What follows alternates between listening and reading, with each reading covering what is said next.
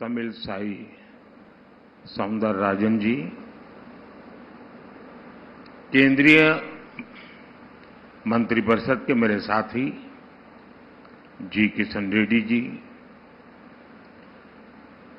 तेलंगाना सरकार के मंत्री कोंडा सुरेखा जी, के वेंकट रेड्डी जी, संसद में मेरे साथी डॉक्टर के लक्ष्मण जी,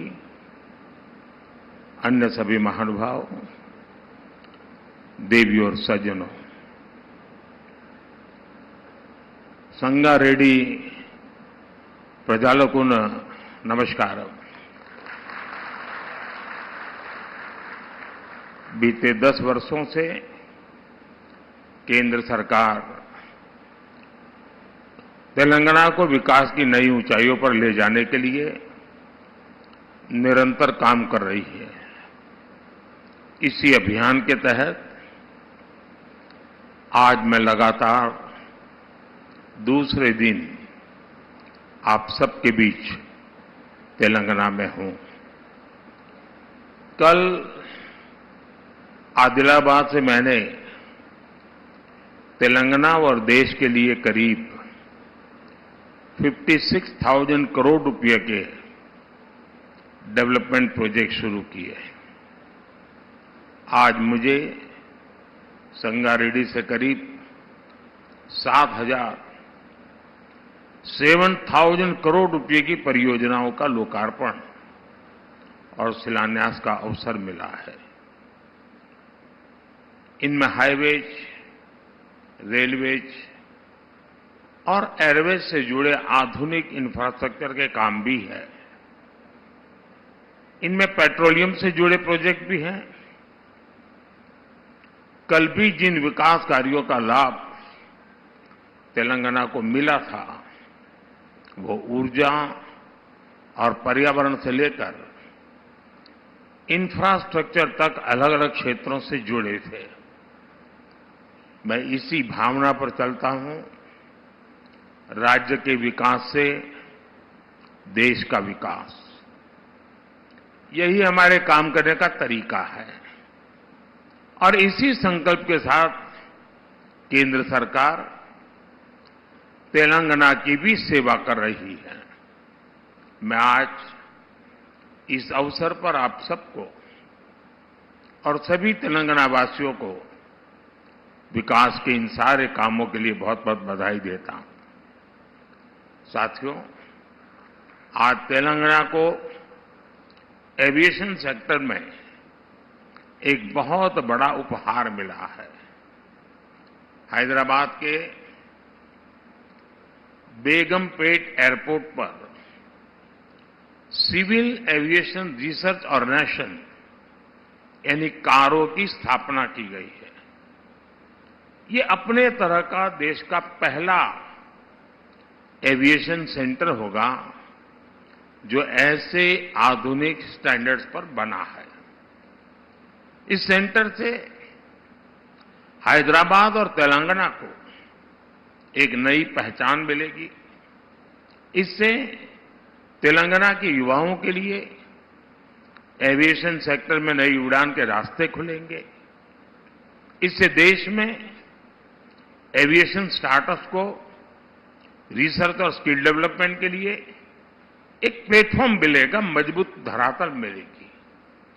आज भारत में जिस तरह एविएशन सेक्टर नए रिकॉर्ड बना रहा है, जिस तरह पिछले 10 वर्षों में देश के एयरपोर्ट की संख्या 2 गुनी हुई है, जिस तरह इस सेक्टर में रोजगार के नए अवसर बन रहे हैं, इन सभी संभावनाओं के विस्तार में हैदराबाद का यह आधुनिक संस्थान अहम भूमिका निभाएगा।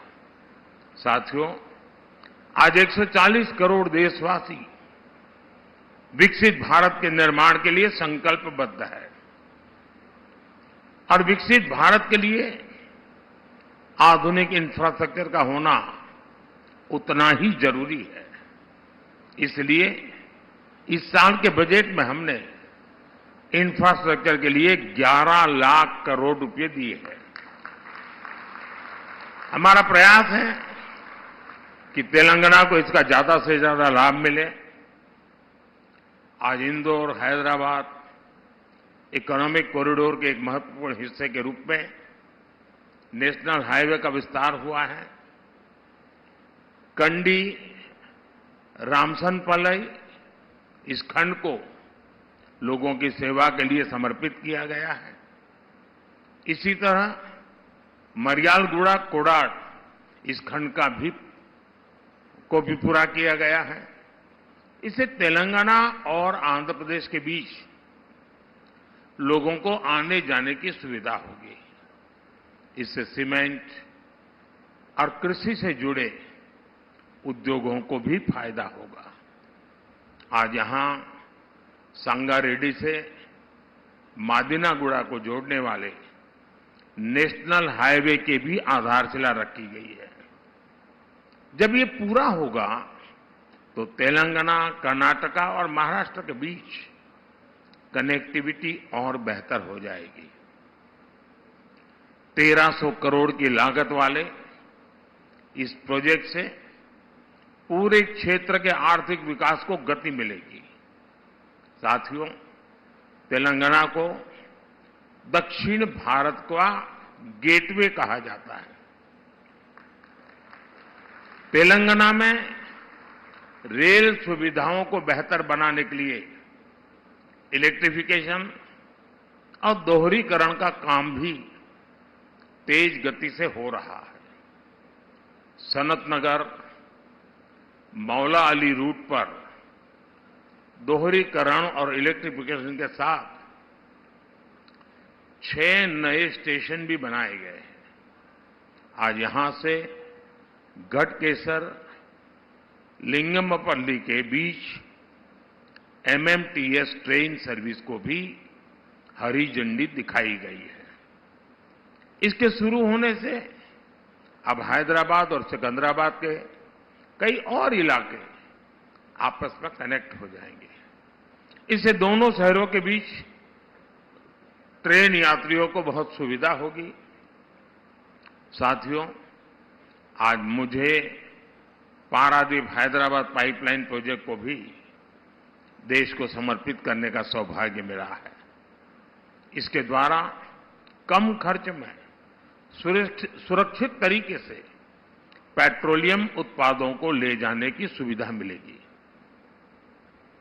ये प्रोजेक्ट सस्टेनेबल डेवलपमेंट के हमारे संकल्प को मजबूती देगा। आने वाले समय में विकसित तेलंगाना से विकसित भारत, इस अभियान को हम और गति देंगे। साथियों, ये छोटा सा सरकारी कार्यक्रम यहां पूर्ण हो रहा है। मैं अभी पास में ही जनता जनार्दन के बीच जाऊंगा। वहां भी लोग बहुत कुछ इन विषयों में सुनना चाहते हैं। मैं कुछ बातें विस्तार से वहां पर अभी 10 मिनट के बाद जनसभा में रखूंगा, लेकिन अभी के लिए इतना ही। और आप सभी को मेरी तरफ से बहुत बहुत शुभकामनाएं। धन्यवाद।